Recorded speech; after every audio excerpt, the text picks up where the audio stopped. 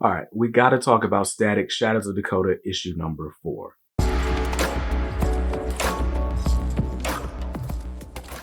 Welcome back to Comics Are Dope. I'm BJ Kicks, and this is my review. It's a spoiler-filled review, by the way, of Static Shadows of Dakota issue number 4, written by Nick Draper-Ivey and Vita Ayala, with art by Nick Draper-Ivey. And man, listen, first of all, I don't even like to do these types of reviews. I'm reviewing issue 4 of a 6-issue mini, and I typically don't do that because, one, if you haven't read any of the other 4 issues, then I'm definitely going to spoil plot points from the first 3, right?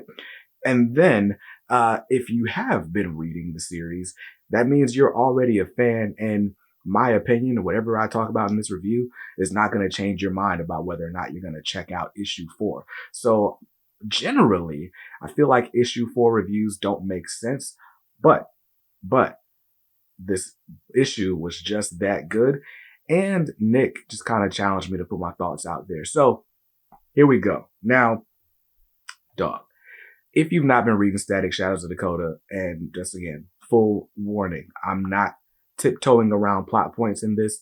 There is one thing that I will leave out just for the sake of leaving it out, because I want you to experience that moment for yourself.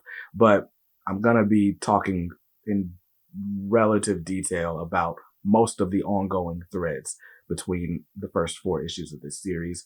You've been warned. So I wanted to talk about this because this series levels up so much with issue 4. So if you're here for the TLDR, no spoilers thoughts, you should have been reading Static Shadows of Dakota from issue 1.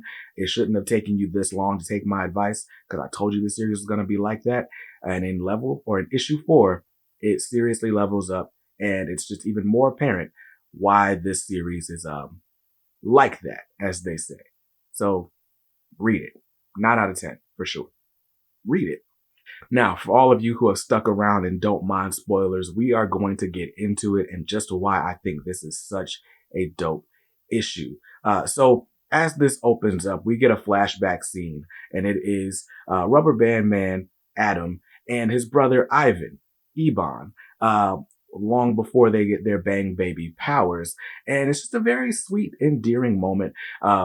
Adam is trying to learn this Coltrane piece on the piano, and Ebon helps him out. Ivan helps him out and actually helps him like get the right note. And he's talking all about like, how it's jazz. You got to just feel it. You can't just try to apply music theory. If it doesn't feel right, then it's not right. Which I don't know how that's going to tie in to later on in the series, but clearly some foreshadowing there. It even says next time maybe you'll remember to listen to your big brother.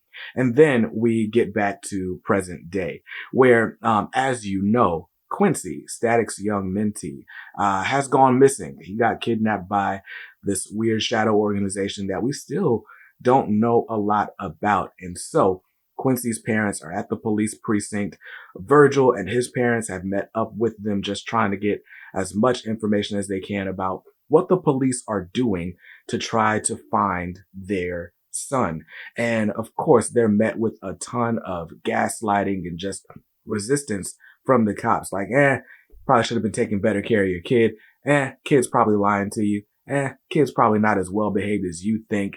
He's probably a bang baby. He probably deserves whatever happens to him. And of course, that leads to this great Furious Styles type moment from Robert Hawkins. And I thought that was just great, giving Robert a chance to shine, even though it's a little bit dialogue heavy, that page.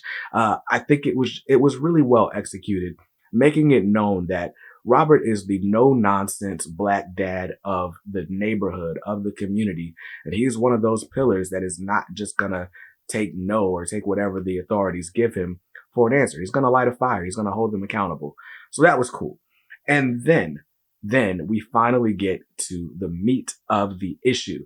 So Static's like, look, the police aren't doing good enough of a job.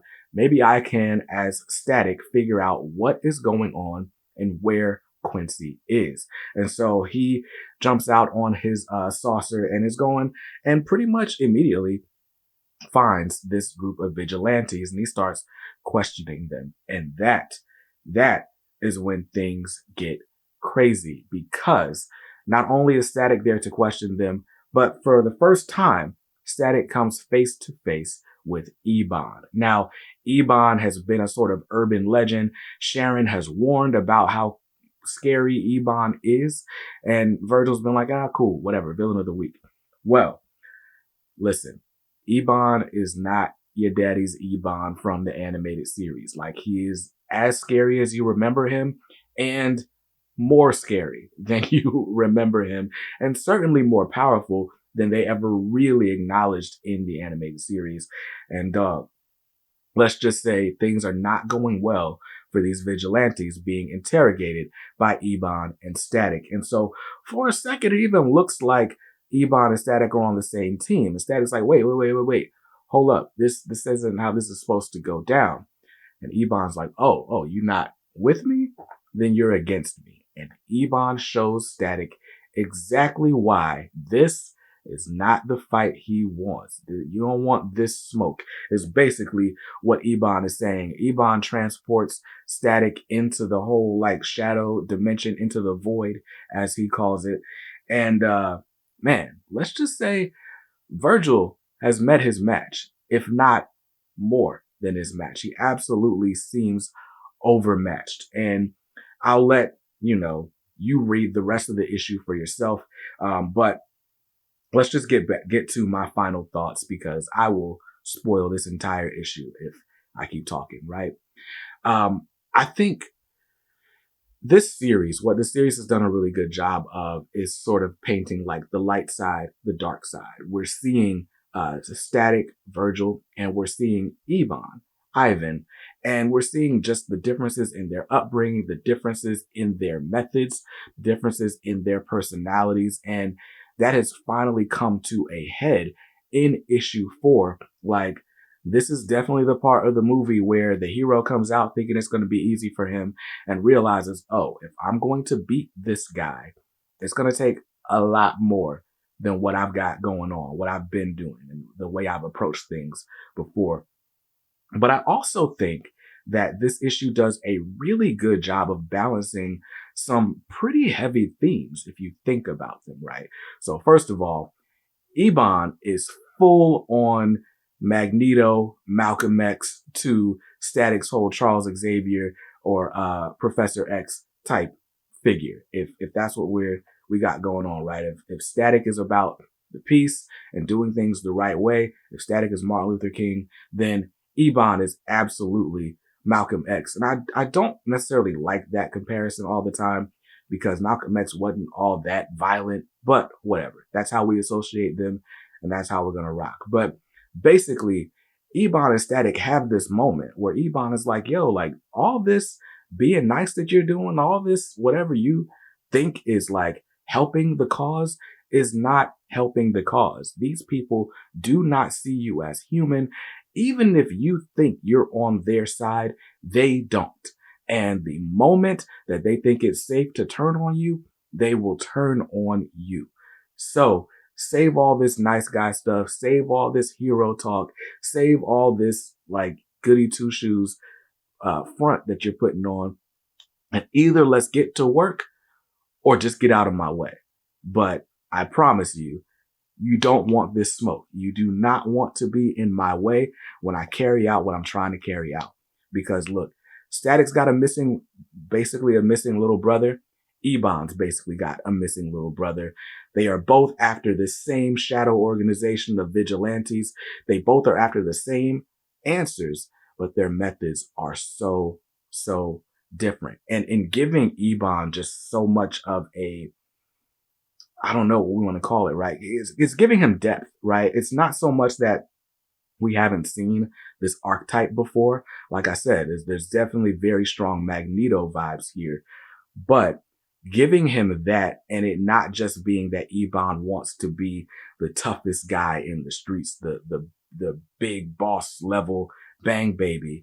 I think that adds a dimension to this book that is just really, really awesome. Now, all that's going on, and like I said, Virgil has met his match. Like, there's panels here where it's like, dang, this is brutal for this man. And I love that too. Like, I want our heroes to be challenged. I don't want everything to feel like an easy victory. And when you have an optimistic hero, the way that Virgil is, the way that, let's say, Spider-Man, Miles Morales is, you want them to be as challenged as possible so that it doesn't come off like they did it too easily and they don't end up looking like smug, like, say, Hal Jordan sometimes.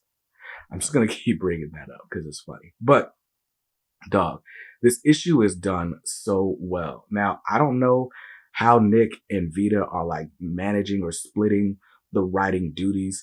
I don't know if it's plotting and script. I don't know. I don't particularly care as long as the story's executed well, and it absolutely is.